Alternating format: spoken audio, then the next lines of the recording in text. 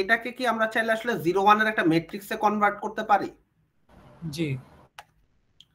So এটা কেন করতে চাচ্ছি? ট্রু ফলস ওইভাবে ডাইরেক্ট রিপ্রেজেন্ট করা ঝামেলা, মানে ইন্টিজার হইলে কম্পিউটার ভালো বুঝে তাই। ইন্টিজার বা ইয়ে টাইপের ভ্যালু হইলে মানে এই ধরনের রিপ্রেজেন্টেশনে আমার জন্য আসলে জিনিসটা কনভিনিয়েন্ট হয়। আচ্ছা, কেউ কি কিছু বলছেন? Sir please record this part. আচ্ছা, পলক স্যার তো মনে করতেছে, হ্যাঁ রাইট? স্যার, আমি রেকর্ড করতেছি। আচ্ছা, নো ওয়ারিস। সো বেসিক্যালি যেটা হচ্ছে যে আমি একটু আগে যেটা লিখতেছিলাম 0 0 0 0 0 1, সো এভাবে যদি আমি আসলে প্লট করি, এটা কিন্তু পুরাটা একটা একটা একটা একটা ম্যাট্রিক্স ফরম্যাটে চলে আসে, এবং এটা কিন্তু আসলে কম্পিউটারকে ফিট করা বা মডেলকে ফিট করা আমার জন্য more convenient compare to any other cases. So বোঝা যাচ্ছে জিনিসটা? জি। সো ওইটাই বলছি যে ম্যাট্রিক্স কিভাবে হচ্ছে বোঝা যাচ্ছে, ম্যাট্রিক্সটা কোথা থেকে, ওই অ্যানালজিটা আমি টান দিয়ে আনছি। হ্যাঁ হ্যাঁ। সো ওই জিনিসটাই বললাম। সো 0 0 1 1 0 0, দেন হচ্ছে 0 0 1 0 0। সো একটা জিনিস খেয়াল করেন তো, কেন এটা ওয়ান হট এনকোডিং বলতেছি? তার কারণ হচ্ছে দেখেন, এট এ টাইম কিন্তু পুরা রোতে একটা বিটই চেঞ্জ হয়।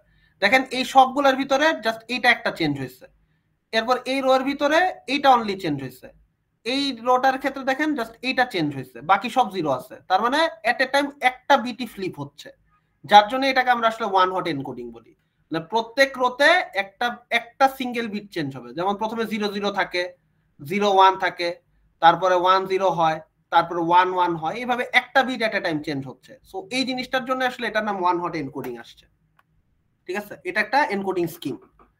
ওকে, তো আমরা চাইলে তো যে ম্যাট্রিক্সের প্রত্যেকটা রোকে একটা নাম্বারে কনভার্ট করে তারপরে তো ওভাবে তো স্টোর করতে পারতাম।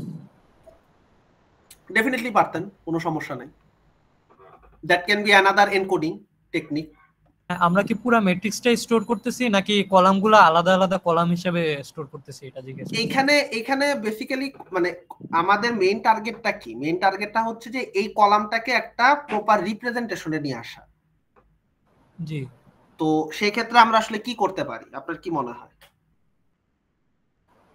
ওই তো আগের মতো হচ্ছে মানে একটা কলামে ট্রান্সফর্ম করতে পারে, মানে এমনি একটা নাম্বার দিয়ে দিতে পারি। মানে বেসিক্যালি আপনি তাহলে একটা ম্যাট্রিক্স রিপ্রেজেন্টেশন তো দিতেই পারেন, এটাতে তো কোনো মানে সমস্যা নাই। মানে ওয়ান হট এনকোডিং না করে আপনি যেটা বললেন যে স্যার এটা তো আমি একটা নাম্বারও দিতে পারি, সো জি। ওয়ান হটের জায়গায় ওই জিনিসটাও আপনি হয়তো ট্রাই করে দেখতে পারেন। ইটস আপ টু ইউ যে আসলে আপনি এটাকে কিভাবে রিপ্রেজেন্ট করতে চাচ্ছেন। বুঝতে পারছি?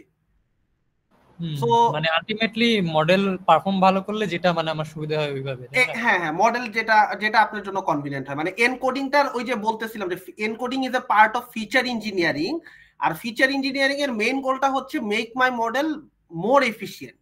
সো ওই কথাটাই ঘুরে ফিরে আসবে যে আপনি আসলে কিভাবে এনকোডিং করতেছেন। মানে আপনাদের এনকোডিং এর আরেকটা এক্সাম্পল আমি যদি একটু একটু রিলেট করার জন্য একটু পিছনে যাই, জেনেটিক অ্যালগোরিদমের যে প্রবলেমটা ছিল, তো জেনেটিক অ্যালগোরিদমের প্রবলেমের কিন্তু আসলে ওয়ান অফ দা কি চ্যালেঞ্জিং পার্টগুলোর একটা হচ্ছে প্রবলেম স্টেটমেন্টটাকে এনকোড করা।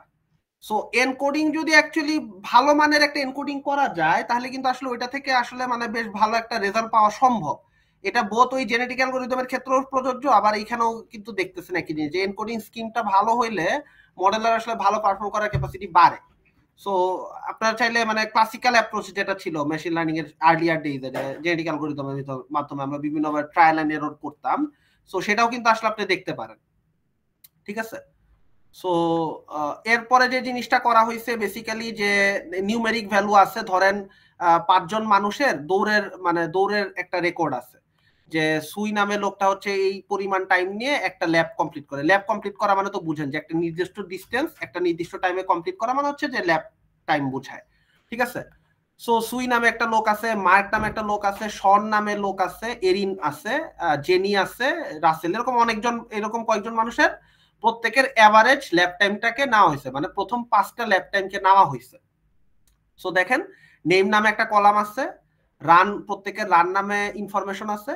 সো এইখানে আপনারা যদি খেয়াল করেন এই জায়গাটার ভিতরে আমি যেটা অলরেডি বললাম যে প্রত্যেকটা মানুষের রানের ক্যালকুলেট দেওয়া আছে, রান 1 থেকে রান 5 পর্যন্ত। সাথে এই প্রত্যেকের রানের এভারেজটা নেওয়া হয়েছে, দেখেন সুই নামে যে লোকটা আছে তার রানের এভারেজ হচ্ছে 19.36, মার্কের রানের এভারেজ হচ্ছে 17.08। মানে বুঝতেই পারতেছেন যে এই চারটা ভ্যালুকে, মার্কের এই চারটা ভ্যালুকে যোগ করে পাঁচটা ভ্যালুকে যোগ করে 5 দিয়ে ভাগ করলে আমি মিন ভ্যালুটা পাচ্ছি। আমার কোশ্চেন হচ্ছে যে আমি আসলে এখানে এভারেজটা কেন বের করতেছি, বা ফিচার ইঞ্জিনিয়ারিং এ ধরেন আমি বের করতে চাচ্ছি এই ডেটাটা থেকে বের করতে চাচ্ছি 5 জনের রানের ইনফরমেশন থেকে বের করতে চাচ্ছি কে সবচেয়ে বেটার করছে।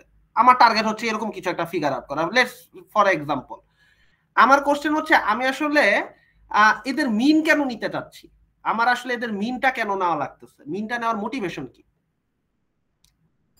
স্যার তাহলে কম্পেয়ার করতে সুবিধা হয় না স্যার?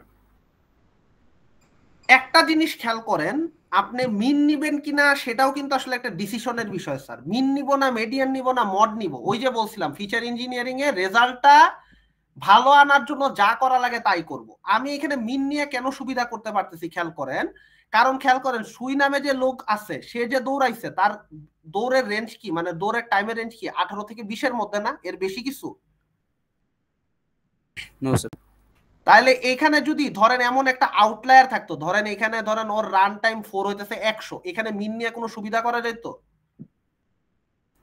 ধরেন রান 4 এ তার টাইম লাগছে 100 টাইম নিলে এই পাঁচটা ভ্যালুর এভারেজ করলে এটা কি 90 আপ বা 80 আপ একটা ভ্যালু আসতো না মিন নিলে? স্যার মানে ব্যালেন্স থাকতো না, ব্যালেন্স থাকতো না, ইমব্যালেন্স থাকতো। সো বেসিক্যালি দুইটা কারণ, একটা কেন আমি মিন করতে পারতেছি, প্রথম একটা কারণ হচ্ছে যে আপনার এইখানে ডেটার রেঞ্জ উইদিন একটা সেন্ট্রাল ডিস্ট্রিবিউশন, আপনারা যদি স্ট্যাটিস্টিক্সের ভাষায় যদি আমি একটু বলি যে মেজার অফ সেন্ট্রাল টেন্ডেন্সি, কেন্দ্রীয় প্রবণতা, যে কথাটা আমরা প্রায় বলি স্ট্যাটিস্টিক্সের ভাষায়, যে measure of central tendency, sorry for the bell curve. So যখন ডেটাগুলো আসলে এই জায়গাটার ভিতরে থাকতেছে, মানে সবগুলা ডেটা আসলে এভারেজের এই রিজনটাতে আসলে বিলং করতেছে, আমরা আসলে তখন ওই ডেটাগুলোর মধ্যে আসলে মিন নিলে কোনো সমস্যা হয় না, বা মিন নিলে আসলে ওইটা আসলে আমার যা আগে এই run 1 run 2 up to run 5 যে ইনফরমেশন আমাকে দিতেছিল মডেলকে শেখার জন্য, মিন অফ অল দিস রানও আমাকে সেম ইনফরমেশনটাই দিবে। ঠিক আছে, এই 5টা রান ইন্ডিভিজুয়ালি মডেলকে কিছু শিখাতে যে কন্ট্রিবিউশন করতো, এই 5টা রানের মিনও আমাকে সেম কন্ট্রিবিউশনটাই করবে, কারণ মেজার অফ সেন্ট্রাল টেন্ডেন্সি থেকে আমরা দেখতেছি এরা একটা সার্টেন রেঞ্জে বিলং করে। সো দ্যাটস দ্য রিজন আসলে আমরা আসলে মিন নেছি। সো আমাদের আসলে সিচুয়েশন ডিফারেন্ট হলে হয়তো আমরা মিডিয়ান বা মড নিতাম। সো আমরা দেখি কি করছি, যে 5টা কলাম আছে, আমরা প্রথমে করলাম, ডিফাইন করলাম, দেন এইখানে কি করলাম, রানিং টাইম 5 কে নামে একটা ইয়ের ভিতরে অ্যারের ভিতরে যেটা করতেছি, এইখানে যেটা করা হয়েছে রান কলামস যে জিনিসগুলো আছে রানিং টাইম 5 এর মধ্যে প্রত্যেকটার ভিতর ফর ইচ করে ঘুরছে। ঠিক আছে, সো আমি 20 ল্যামডা ফাংশন, যদি কারো আইডিয়া না থাকে এই লাইনটা যদি আমি জাস্ট একটু কোডিং লাইনটা যদি একটু ভেঙে বোঝানোর ট্রাই করি, that might be a helpful thing. Just a minute. Okay,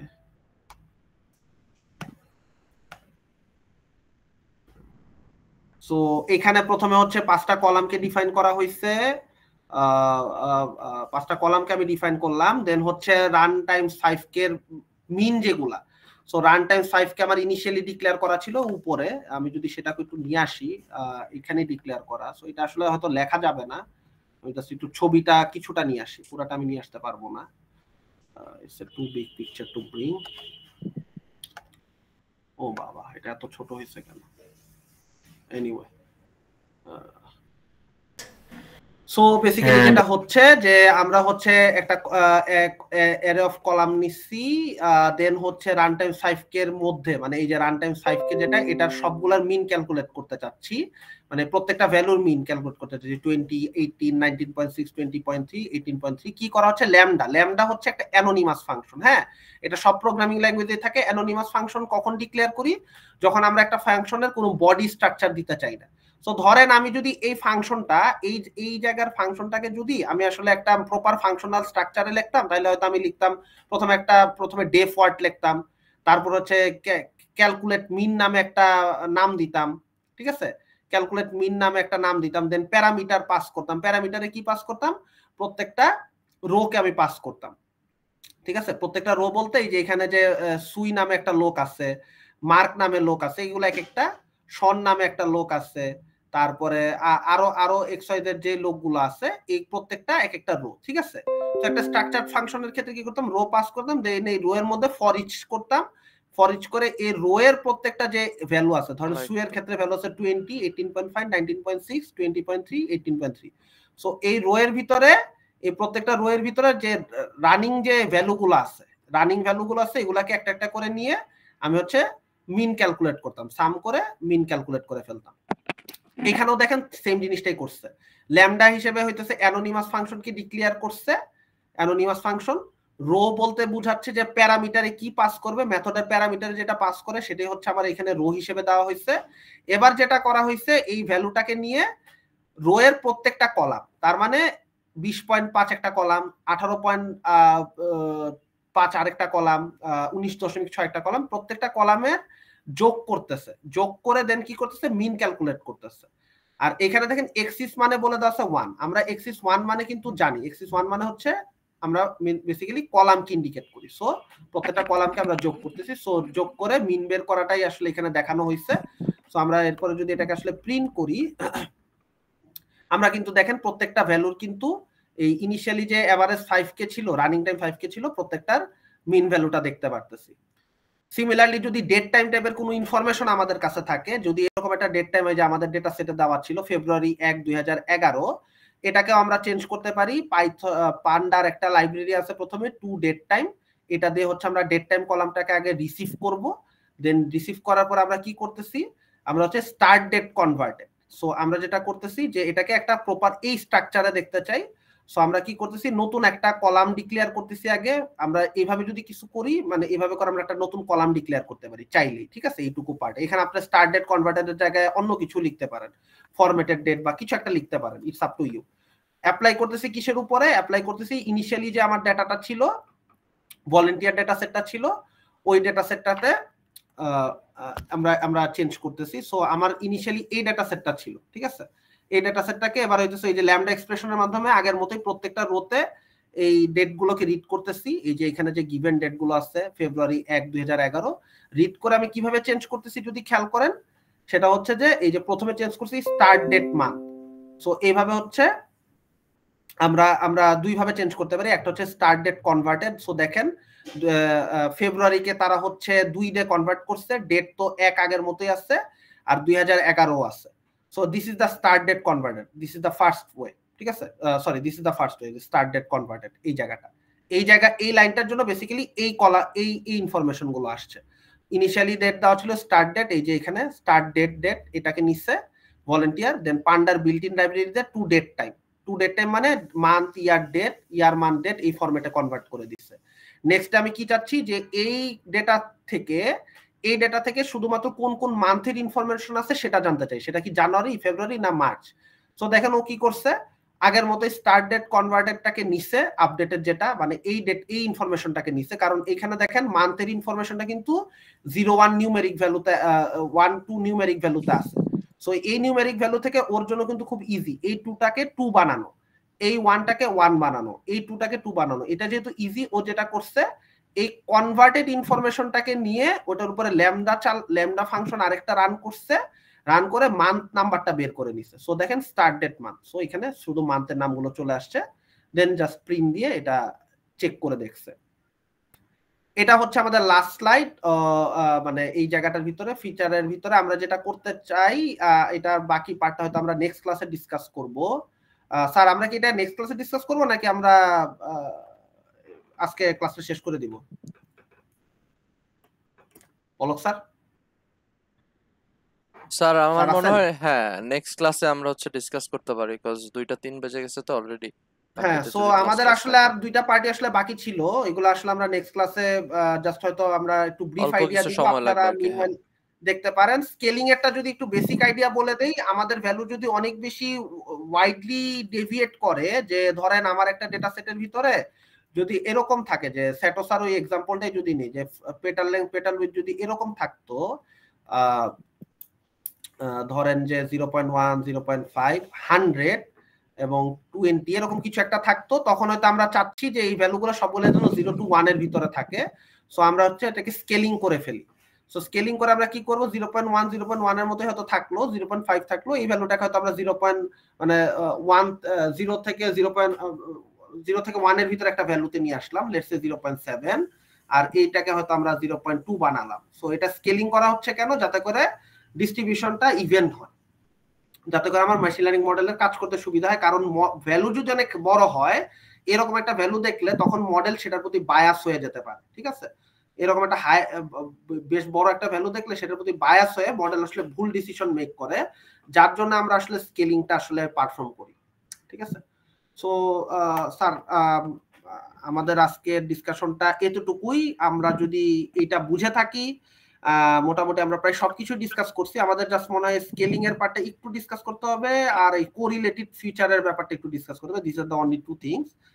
so we are done with the class. Sir আপনি একটু অ্যাটেন্ডেন্সটা কাইন্ডলি নেবেন। হ্যাঁ শিওর, অ্যাটেন্ডেন্সটা নিয়ে নিচ্ছি। ওকে।